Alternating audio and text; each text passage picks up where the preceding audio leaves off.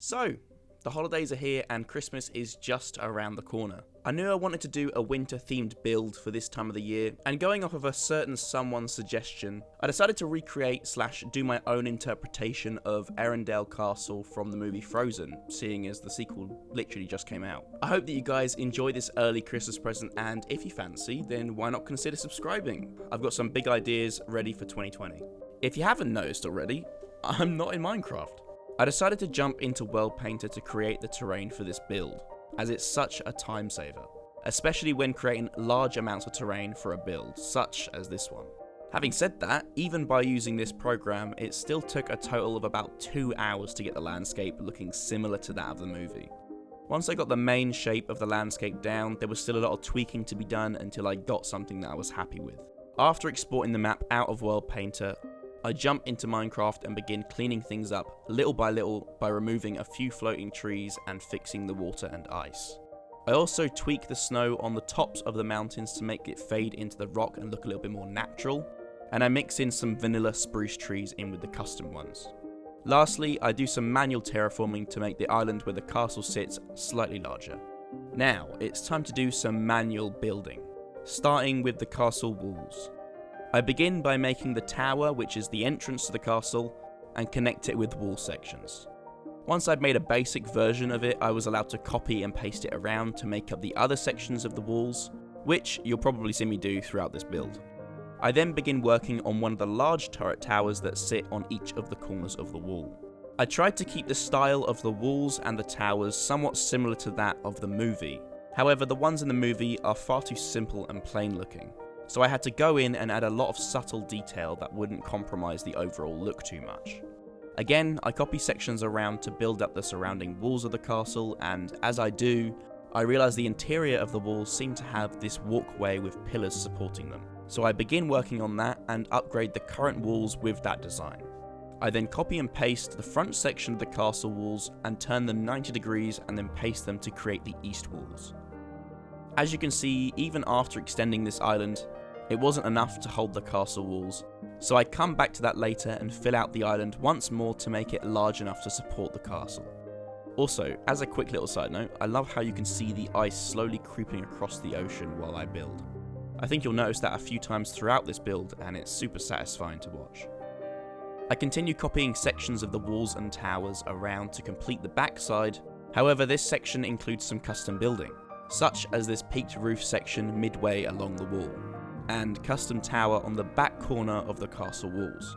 This tower somewhat follows the same design as the other towers. It's just slightly taller and it has a more unique top half and a roof to cap it off. Connecting to this larger tower is a raised section of the walkway that's higher than the rest of the walls. It basically follows the same principle as the other walls, except for this off-center sloped roof.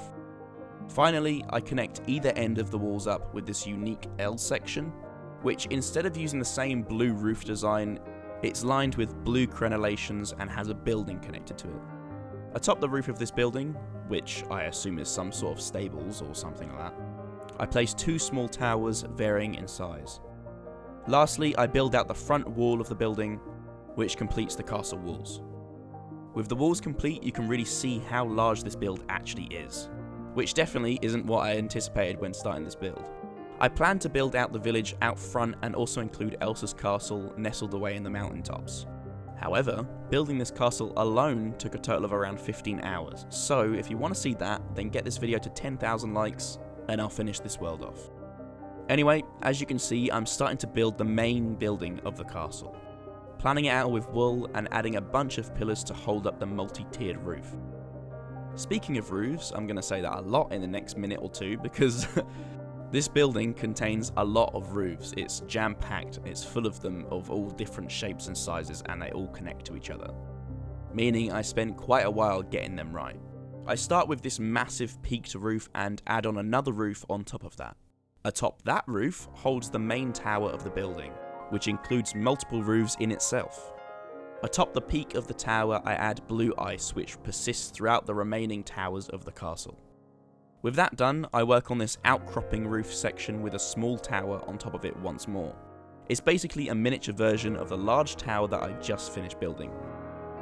Thankfully, the castle is mostly symmetrical at this stage in the build, so I was able to mirror it around to the other sides of the castle, which made my life a lot easier. I then started working on this triple peaked roof that extrudes from the main body. Currently you only see me working on 2, but remember I have the power of world edit, so I can mirror it to the other side to make the 3rd roof. Down below, I build out another large peaked roof section, which actually houses the entrance to the castle with a large door and window. On the left side of the castle, I build out a single peaked roof, and on the right, a double, where the roofs connect to one another, while slowly filling in the wall behind them. Speaking of walls, I finally fill in this large open section of wall, but I found the design looking a little flat, so I made my own interpretation of the design to make things look a little bit more interesting. At the front, I add in yet another 2 small outcroppings of the roof, and then on the left side of the castle, start building up a separate tower that connects via the roof design. This tower carries the same style throughout as the main part of the castle, however it's completely cylindrical with extremely peaked roofs. With the main section of the castle finished, you can see me adding a smooth stone floor to replace the sand. And as the camera pulls back, I start adding crenellations and decorations to the roofs of the buildings. Out in front of the entrance of the castle, I place down 2 small fountains, and then start working on the church to the left. This is a separate building that sits just off to the side and follows the same design style as the others. However, this building has a really interesting roof design, and the back side of it forms into more of a cone, which is very different. You can see me in the background as I raise the previous tower slightly to give the roof an even steeper incline. Atop the church, I make a large tower that protrudes from the roof, similar to that of the main castle. I fill in the rest of the walls and add in another little tower at the back to finish it off, before finishing it off with the same crenellations along the roof. Back on the main body of the castle, I actually make some adjustments to the design as I forgot about the small outcropping of the building. It again follows the same design and I mirror it over to the other side once complete. In the final stretches of this build, I had to finish it off by building out the wall as it creeps up the landscape. Now in the film, this is here to protect and I assume surround the village, but because the focus of this video is the castle, I decided to build the wall up the hillside and just connect it to the terrain. This wall is slightly different as it uses crenellations or battlements instead of the same blue roof. I include some slightly larger towers than previously used and carry the wall up on a diagonal, following the terrain. I copy and paste that new tower that I just made to the end of the wall, and as the camera comes around you can see the final edits being made to the surrounding terrain, filling sections out and then laying down the grass and sand along the shoreline. Coming back down to the entrance though, we need a way for people to enter the castle, so it's time to build out and create that large bridge that crosses the water. Again, this would usually connect to the village at the other end, but I build it out to cross the water and fill in the landscape behind with some more trees. And with that, my version of Arendelle Castle is finished.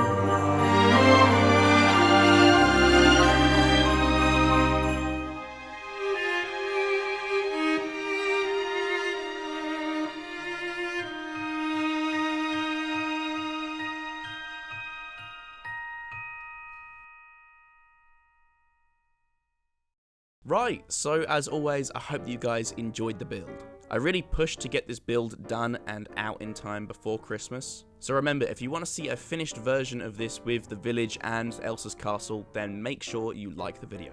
As always, if you want to check out this build, then make sure you head on over to my Patreon. I'll leave links to that down below in the description. I've also got a Minecraft server, so if you want to check that out, then head on over to my Discord. Again, I'll leave links to that down below as well. Lastly, I hope that you all have an amazing Christmas or Kwanzaa or whatever it is that you're going to have. And I'll see you next time.